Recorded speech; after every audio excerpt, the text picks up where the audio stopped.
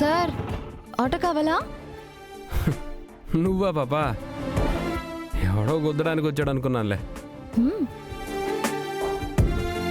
అంటే కోటర్కి కోపం వచ్చిందన్నమాట. మగాళ్ళ కోపం అంతా వీధిలో వాళ్ళ మీద చూపించాల్సిందే. పెళ్ళాం మీద చూపించేంత ధైర్యం ఎవడుకుంటా చెప్పు? అబ్బా, నీకు అలాంటి భయాలు కూడా ఉన్నాయా?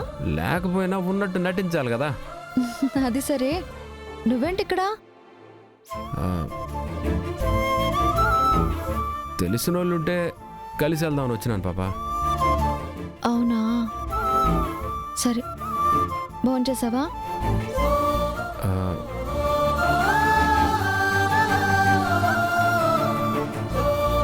అది ఓహో, నీ మొహం చూస్తేనే అర్థమవుతుంది నువ్వేం తినలేదని. హోటల్కి పోయి తిందామా? ఏం పాపా ఎగతాళి చేస్తా ఉండవా? ఏదో నువ్వు మాట్లాడినట్టు మాట్లాడదామని ట్రై చేశాను. ఏ, మాది తిరుపతి కాదా? మాకు మాత్రం రాదా ఏంటి?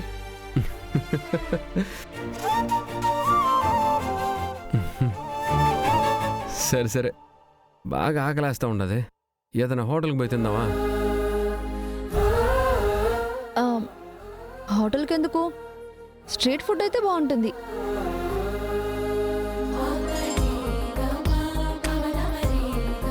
అదిగో అక్కడ చూడు,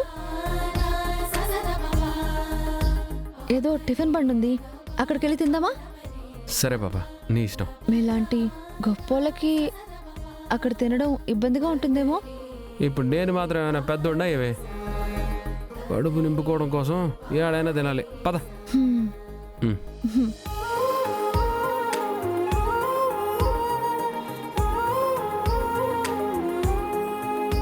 అన్నా, ఉల్లిపాయ దోశలేవా?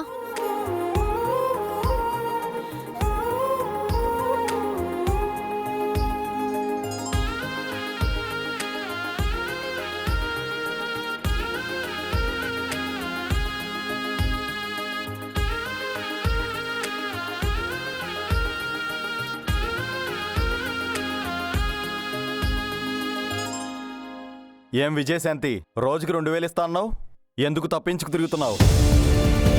అన్నా, కొన్ని ఇబ్బందుల వల్ల ఇవ్వలేకపోయాను. ఈ రోజు నుంచి ఇచ్చేస్తానన్నా. నీకోసం మేము వెతుక్కుంటూ తిరగాల? ఉదయం నుంచి నువ్వు ఎక్కడున్నావని తిరుగుతున్నాం, చివరికి ఇక్కడ కనిపించావు. నన్ను వెతుక్కుంటూ తిరగాల్సిన పనే ఉందన్నా. ఫోన్ చేయొచ్చు కదా. అప్పులు వాళ్ళు ఫోన్ ఎవరు తీరు, అది మా అనుభవం. అందుకే మేము ఎవరికి ఫోన్ చేయం, నేరుగా మనిషినే పట్టుకుంటాం. మర్యాదగా ఇవ్వాల్సిన వడ్డీ డబ్బులు ఇవ్వు. మాకు రావాల్సిన అసలు 5 లక్షలు, 2 రూపాయలు వడ్డీ, అసలు వడ్డీ కలిపి 7 లక్షలు. రోజుకు 2000 చొప్పున ఇస్తాను.